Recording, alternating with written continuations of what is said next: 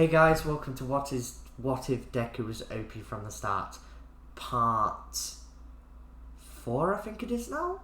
I don't know, but if you're wondering why this logo, why I'm keeping it all the same, it's basically because I'm getting a bit lazy. Also, I want to focus on the content, nothing else but the content, you know? And the screen looks nice, I like the look of it, I feel like it's all been put together well, so there's no point in changing it, because change is not always a good thing, but change is a good thing at the same time. Thanks for watching, like, subscribe. So, just a recap from last episode. He absolutely smashed the first part of the tournament. If you didn't know anything's changed, you still got the powers he already had, which is basically the enhancing powers, which makes him stronger, and also makes All For One stronger and doesn't make it damage his body. And on top of that, he's got the Avatar Mastery of Airbending and all that. And it's not quite mastery, but there's still nicks and crannies. Is that what they say? There's still some nuts and bolts that need to be tightened, you know?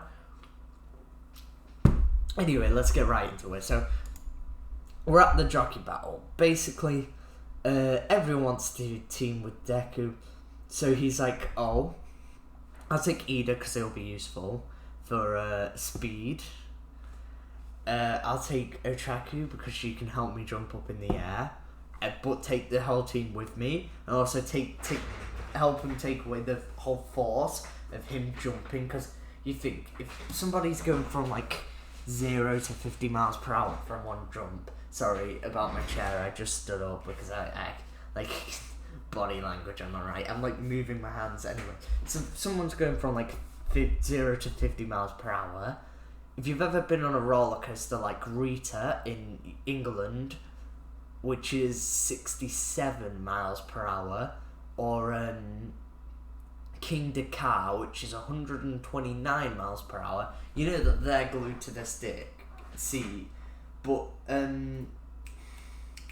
like, you're glued to your seat basically with the amount of air pressure that'll be forcing on you.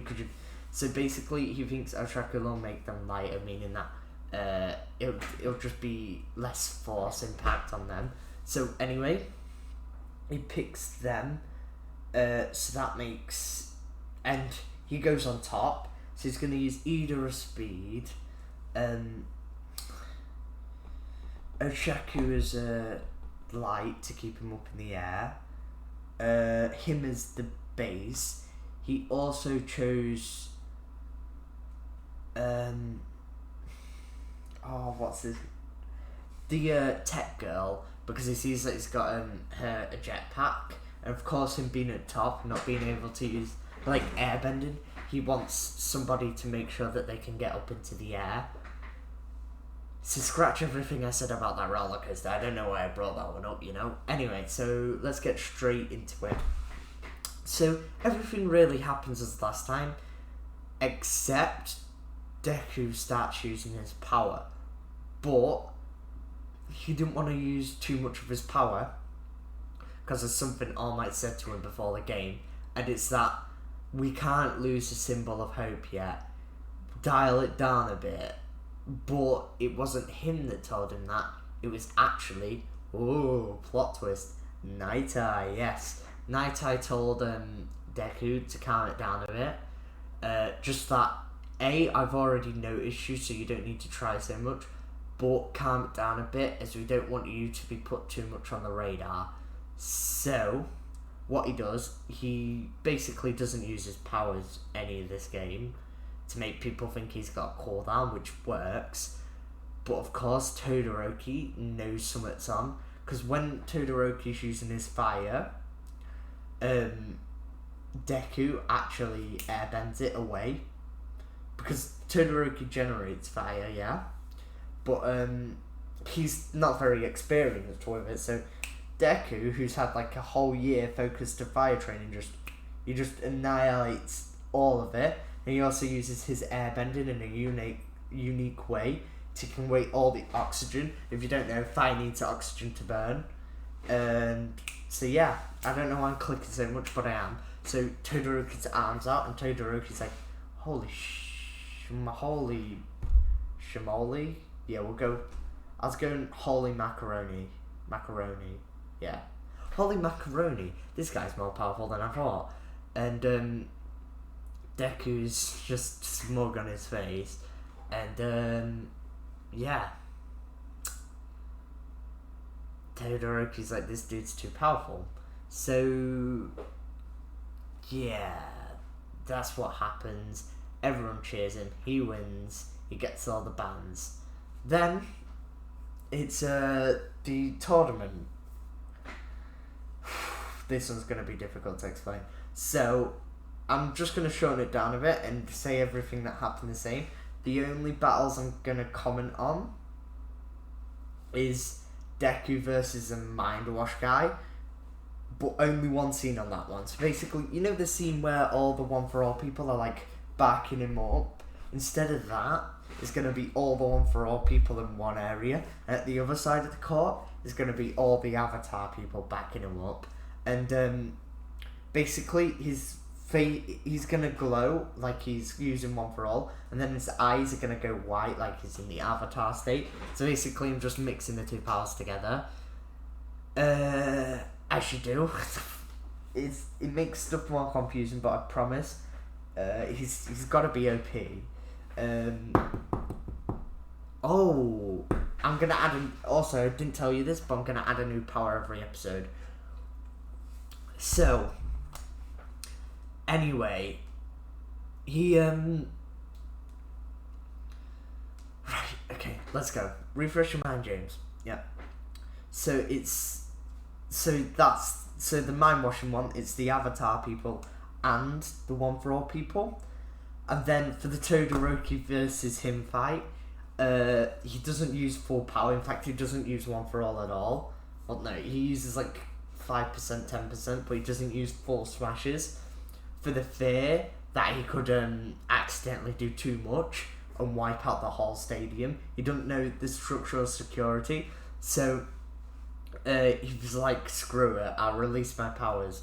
And basically what he does, when Todoroki goes to hit a big ice wall, he basically blocks it off and turns it into water and flings it back at him, which then makes Todoroki want to freeze it and throw it back at Deku, which then makes Deku pull out, basically use fire and burn it. And then Deku starts lifting up the arena and shutting it on him, but so basically he's lifting up two parts of the arena about the size, so they're about the size of the like Stonehenges, and then clashing them together on Todoroki to like knock him out, not to kill him, but to knock him out. And instead of that, Todoroki creates an ice stick and then stops the two rocks from crushing together. And then he goes to freeze Deku in ice, but that doesn't work. So then he goes to add in the fire, and then Deku realizes what he's doing and puts up an earth barrier around himself and uses air bending to like protect the crowd when the big explosion goes off, and also blows out all the wind into the air, so it's all the dust is now elsewhere from the arena.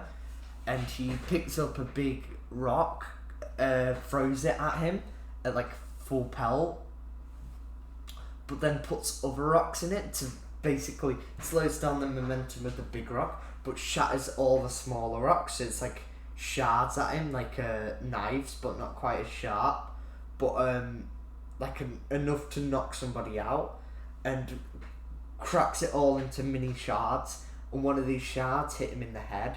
He dodges them all with his like an ice spear that he creates, but one of the shards hits Todoroki in the head, not enough to like do any damage, it just knocks him out, and Deku wins, and everyone's like, wow, this guy's pretty technical. So, time to add in the new power. The portal reopens again, he goes into the portal, and I don't know what power to add, so I'm going to give him...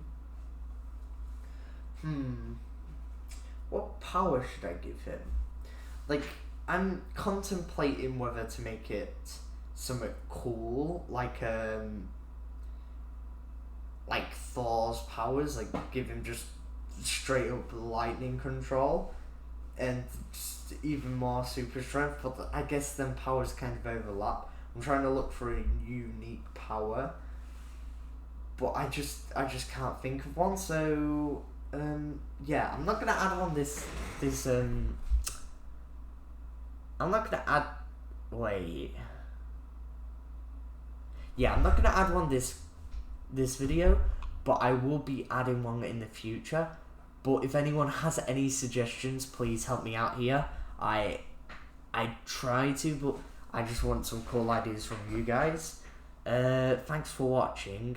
You've been banging. Like, subscribe. It's been amazing. Goodbye. Hope you enjoyed.